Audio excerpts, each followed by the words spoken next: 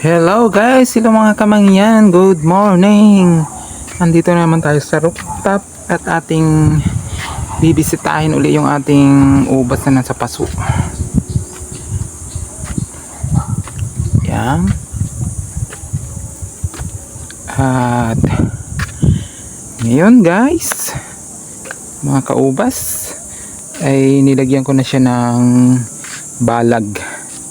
Medyo mababa lang yung ating nilagay na balag para wala na tayong gaanong pinakantukod.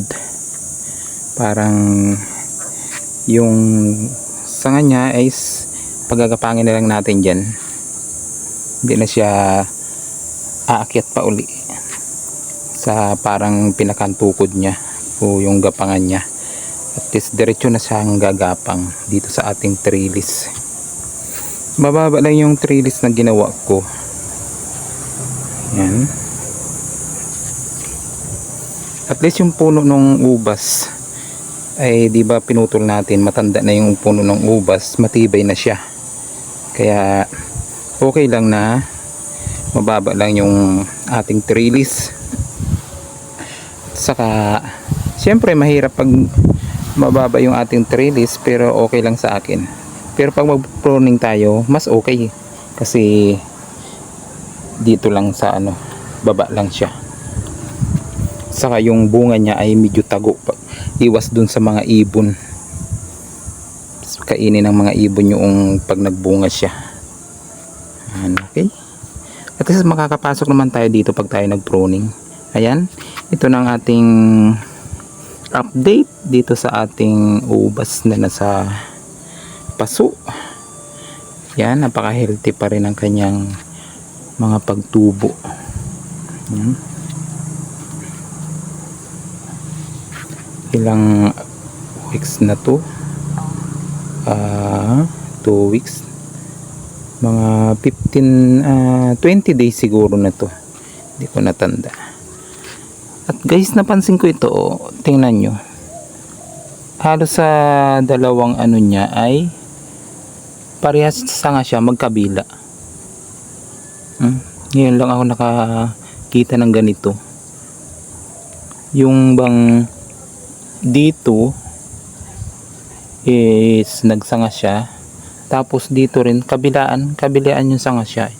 Ito siya guys, ito yan yung kanyang mahaba.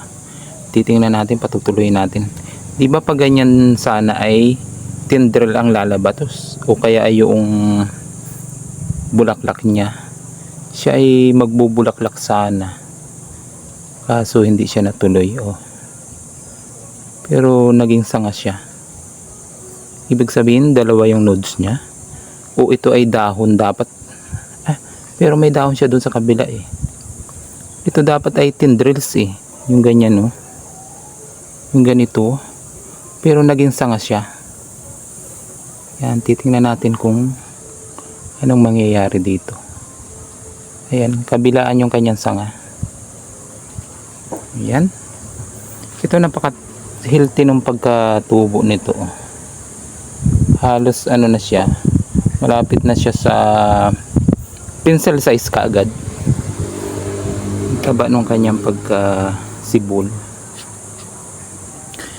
Pero guys, mga kaubas, dahil ay pwede natin tanggalin yung mga side shoots para focus lang din siya sa pag-akyat dito sa ating trellis.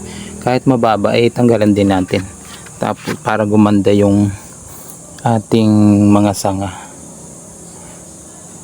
para tumaba pa siya lalo. Yan, ganyan yung mga, at saka pangit din naman siyang pag tumubo yun sa kaya tanggalin natin para focus lang siya doon sa pagtaba ng kanyang mga sanga. Saka na tayo pipili ng sanga pag nakagapang na doon sa ating ginawang trellis. Kaya tatanggalin muna natin. Yan, pwede naman kamayin.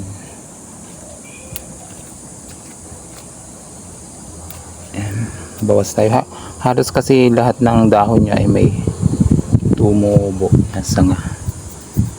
Para maging healthy at focus yung sanga niya dyan, at least tataba pa rin yung yung kanyang sanga, para walang kaagaw muna. Saka tayo magpapasanga, patuloy ng sanga pag alam nating medyo mahaba-haba na yung kanyang nagapangan. Yan lang guys ang ating ubas na nasa paso, na napaka healthy pa rin ng kanyang pagkasibol.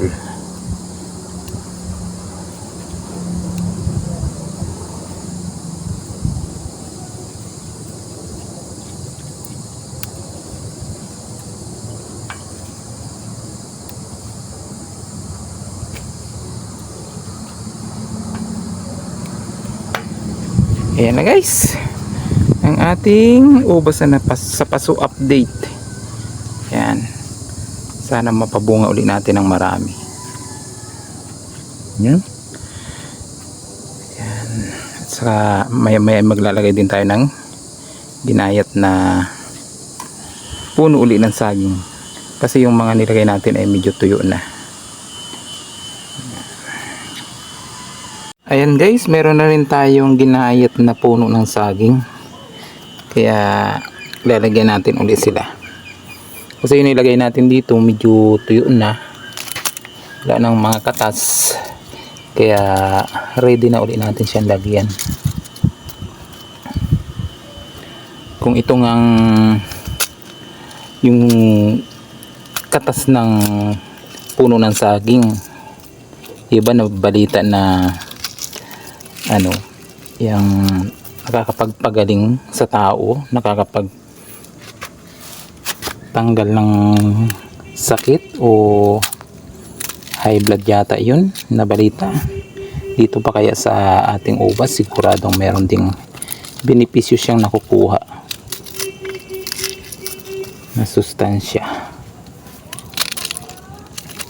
Siguro kaya maganda ring pataba talaga itong puno ng saging.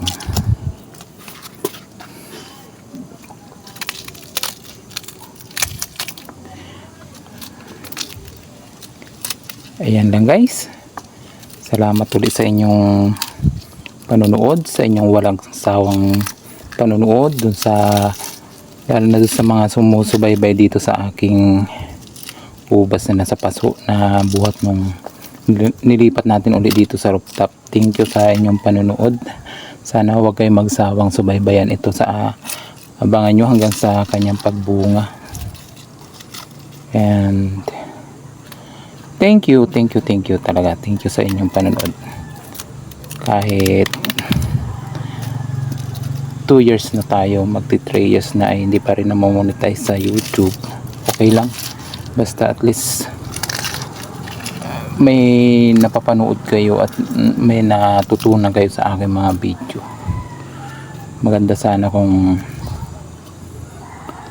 ma-monetize tayo, pero wala ganun talaga. Konti pa ng ating subscriber. Ay, marami sana tayong matutulungan pa, pero yun ang ating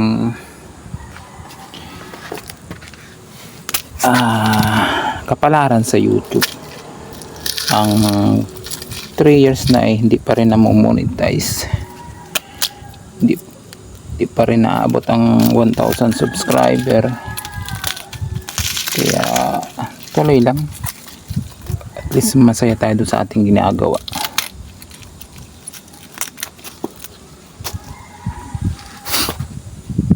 Yan guys, thank you sa panonood, at sana ay huwag kayong magsawang panoorin ang aking mga video. At kung hindi pa kayo subscribe sa aking YouTube channel, sa mga nanonood na hindi pa subscriber, hindi pa nakasubscribe, subscribe na kayo para